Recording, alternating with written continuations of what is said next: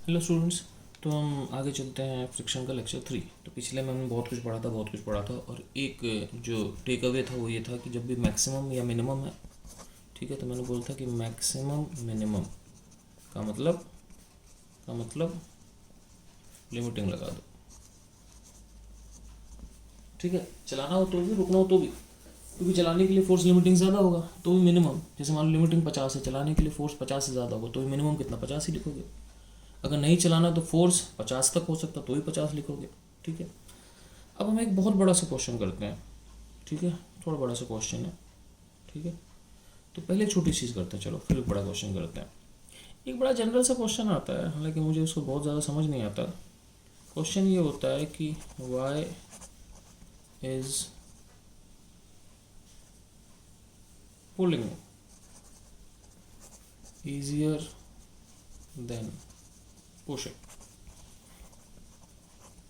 अब इन दोनों टर्म्स का मतलब समझा दूँ मैं आपको। पुलिंग और पुशिंग होते क्या हैं? पुलिंग का मतलब होता है अपनी तरफ खींचना, है ना, और पुशिंग का मतलब होता है दूर फेंकना। जैसे कि मान लो कि आप ये हो, ठीक है, और आपने किसी की गिरेबान पकड़ी, ऐसे कॉलर से पकड़ लिए जो भी, और आप इसको अपनी तरफ खींच रहे हो तो ये पुल है, ठीक है। और आप इसको अगर दूर धक्का दे रहे हो,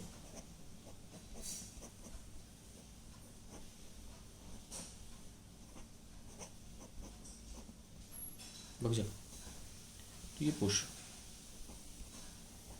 तो किसी दरवाजे पे अगर लिखा है पुल तो इसका मतलब अपनी तरफ खींचो, पुश मतलब दूर फेंको, ये तो होता है।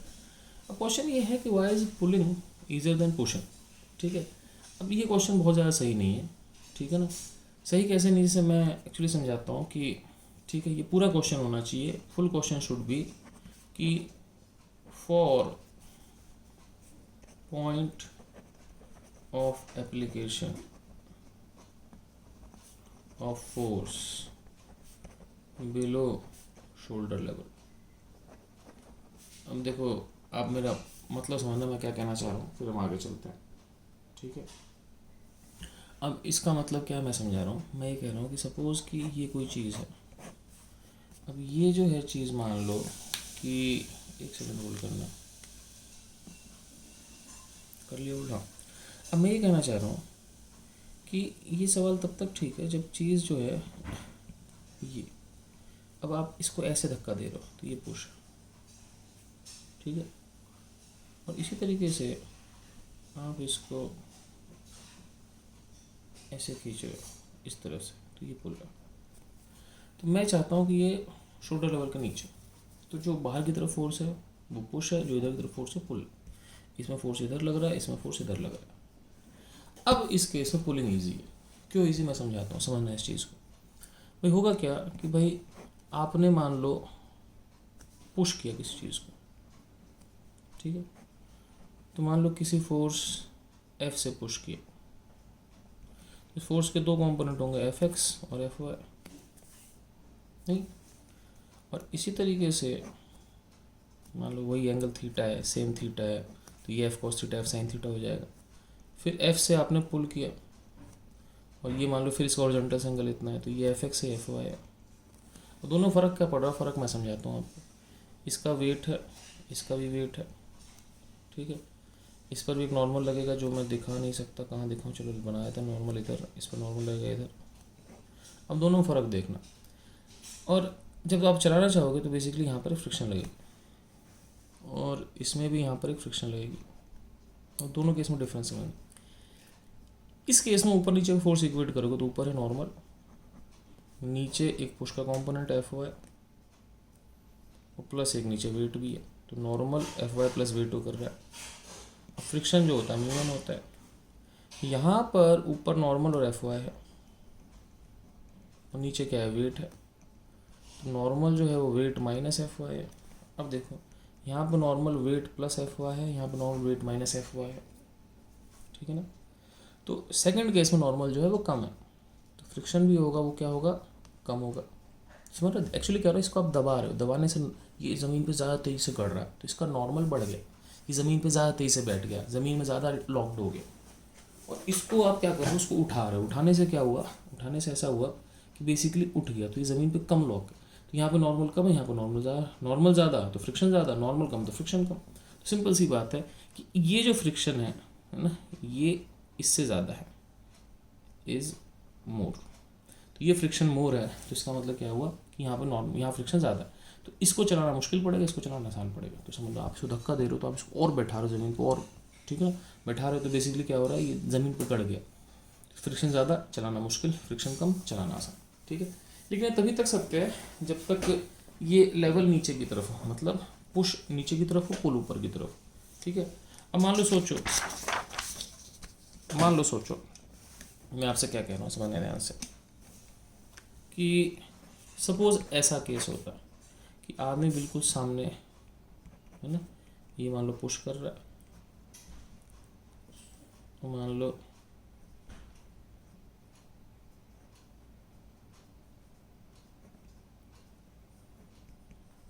डायग्राम जो भी देखे, लेकिन ये इधर की तरफ खींच रहा है, ये पुल कर रहा है। अब इस केस में क्या हुआ, ये भी फोर्स एफ है, ये भी फोर्स एफ है, मान लो दोनों फोर्स सेम ही है। अब इस केस में, दोनों केस में, इन बोथ केसेस में नॉर्मल एम जी होगा और फ्रिक्शन म्यू एम जी होगा, वो सेम होगा, फर्क ही नहीं पड़ता, ठीक है। तो वो तभी फर्क पड़ता है जब एक नीचे की तरफ फोर्स है, ऊपर की तरफ फोर्स, ठीक है। और इनफैक्ट उल्टा भी हो सकता है। उल्टा कैसे हो सकता है, जैसे कि मान लो कि आदमी जो है वो छोटा है, मान लो कि आदमी ऐसे धक्का दे रहा है ऊपर की तरफ देने का मतलब क्या हुआ कि सपोज कि ये आदमी है, ये ऐसे धक्का दे रहा, पुश, ठीक है, पुल। अब इस केस में क्या होगा, आप समझना कि पुश अगर इधर है, मान लो शोल्डर के लेवल से ऊपर है, तो पुश का एक कंपोनेंट अब इस केस में लफड़ा हो जाएगा। कैसे समझना मेरी बात, कि पुश ऐसे हो गया और पुल ऐसे हो गया। अब इस केस में क्या होगा, ये जो कंपोनेंट है, ये जो एफ वाई है, और ये कितना है, इसमें एफ वाई है, तो इस केस में बेसिकली क्या होगा, एफ वाई और नॉर्मल एम जी के बराबर होंगे। तो इस वाले केस में नॉर्मल जो होगा वो M G minus F Y होगा। I hope you understand. F Y ऊपर, नॉर्मल ऊपर, एफ वाई प्लस नॉर्मल बराबर M G, normal M G minus F Y. और इस केस में F Y plus M G बराबर नॉर्मल, तो इस केस में क्या होगा, normal M G plus F Y होगा, ठीक है ना। तो यहाँ पर नॉर्मल ज़्यादा, फ्रिक्शन ज़्यादा, यहाँ पर नॉर्मल कम, फ्रिक्शन कम। तो इसका मतलब क्या हुआ, इस केस में ये मुश्किल होगा। समझ रहे बात, मतलब कुल मिला के इम्पोर्टेंट पुश या पुल नहीं है, इम्पोर्टेंट ये है कि अगर फोर्स, सिंपल सी बात, अगर कोई बॉडी है, अगर फोर्स, इम्पोर्टेंट ये है, अगर फोर्स ऐसा है तो इजी है, और अगर फोर्स ऐसा है तो मुश्किल है। क्यों मुश्किल है, मुश्किल क्योंकि ये जो फोर्स है ये नॉर्मल, ये इजी है क्योंकि ये नॉर्मल कम करता है और फ्रिक्शन भी कम करेगा, और ये फोर्स मुश्किल है क्योंकि ये नॉर्मल ज़्यादा करता है और फ्रिक्शन भी ज़्यादा करता है, ठीक है। आई यू अंडरस्टैंड। ये ऐसा फोर्स जो भी होगा, तो इम्पोर्टेंट पुश या पुल नहीं है, इम्पोर्टेंट है कि फोर्स ऊपर की तरफ होगा कि नीचे की तरफ होगा। ऊपर की तरफ आसान होगा, नीचे की तरफ मुश्किल होगा। I hope you understand. अब अगला क्वेश्चन करते हैं, पेज नंबर 3। क्वेश्चन ये है कि what is minimum force to move block. इस ब्लॉक को मूव करने के लिए मान लो इसका मास m है, कोएफिशिएंट फ्रिक्शन म्यू है, m ये म्यू है ना, जो भी दिख रहा है, लेकिन म्यू है। कम से कम फोर्स क्या होगा। अब हम लोग क्या करते हैं इसको, पहली बात हम ये ध्यान देते हैं कि कम से कम फोर्स के लिए फोर्स होना किधर चाहिए। फोर्स की 3 ऑप्शन है, ऊपर, इधर, नीचे। नीचे तो हो नहीं सकता, ऊपर बेहतर है, नॉर्मल कम कर देता है, तो सही ऑप्शन ये है, ठीक है। अब ये सही ऑप्शन है, तो ये फोर्स कितना होगा, किस एंगल पे होगा, ठीक है। तो हम देखते हैं कि कितना होना चाहिए। ये इसलिए गलत, नॉर्मल बढ़ा देता है, ये है नॉर्मल कम, मतलब नॉर्मल चेंज ही नहीं करता, नॉर्मल एम जी, ये नॉर्मल कम कर देता है, तो फोर्स बेसिकली कम हो जाएगा। तो बात है कि इधर होगा, कितना फोर्स होगा, किस एंगल पे होगा, लेट्स कैलकुलेट। तो कैलकुलेट करते हैं।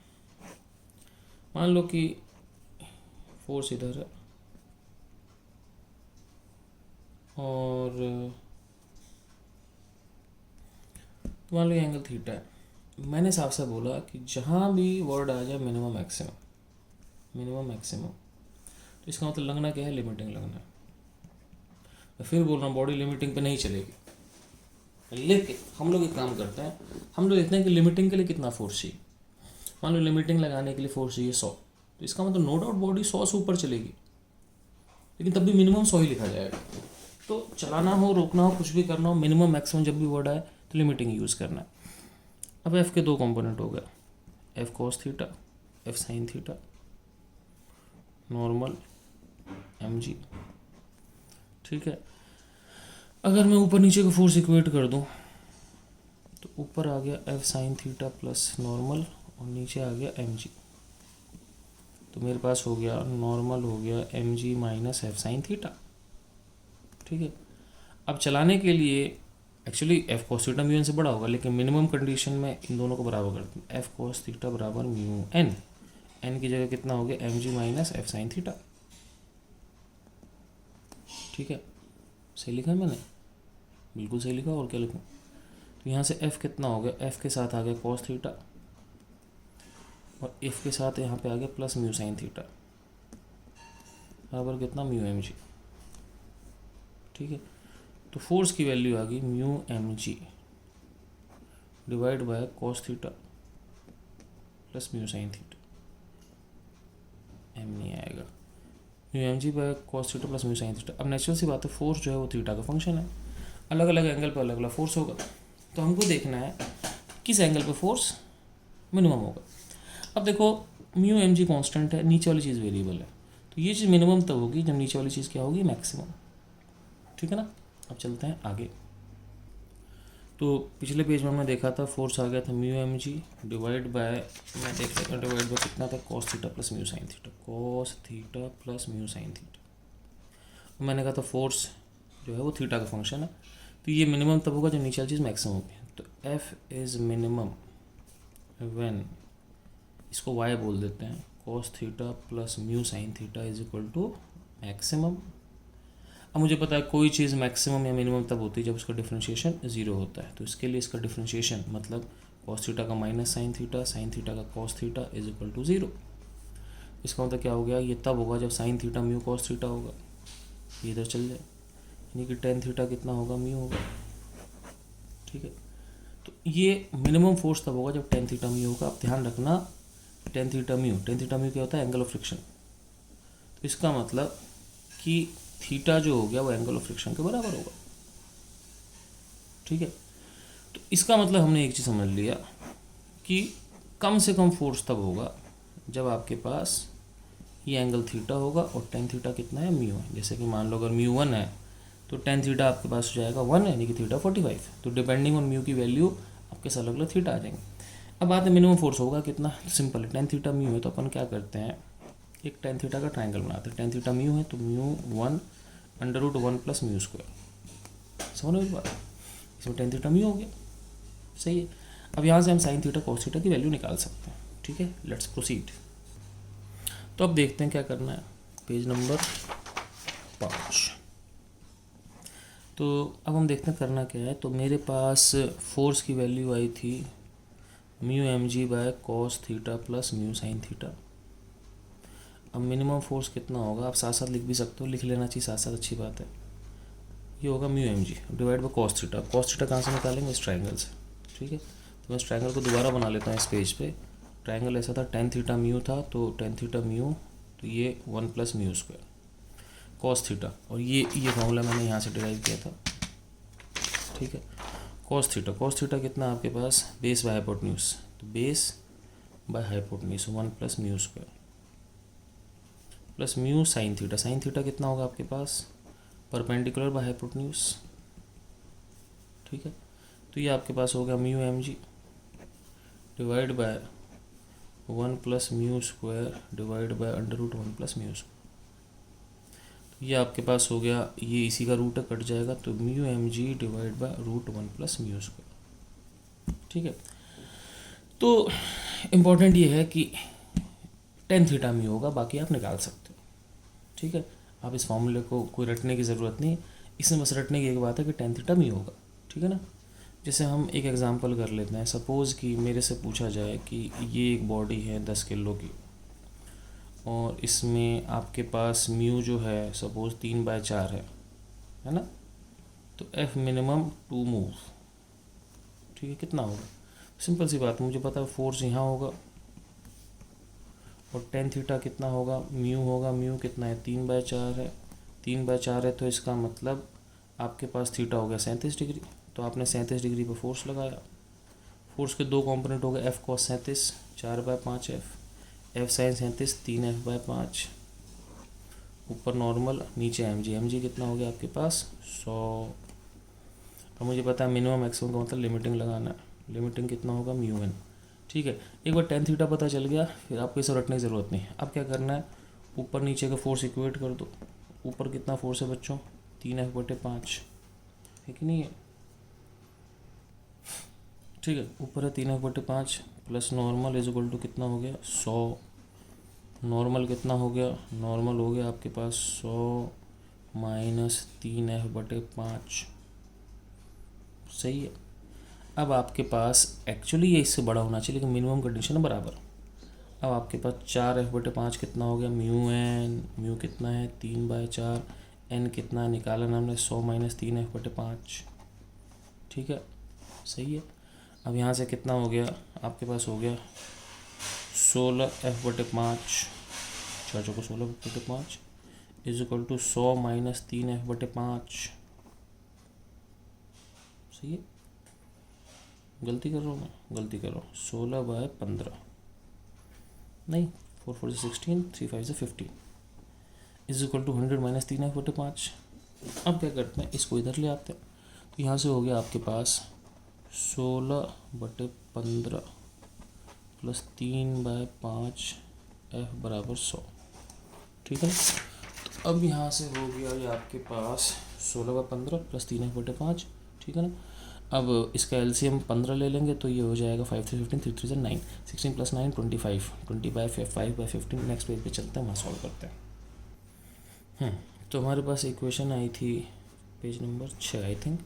क्या इक्वेशन दोबारा देख लेते हैं कि 16/15 एफ प्लस 3/5 एफ। तो 16/15 प्लस 3/5 एफ, 16/15 प्लस 3/5 एफ बराबर कितना आ गया था 100, ये था। देखो 16/15 प्लस 3f/5 बराबर 100, ये था।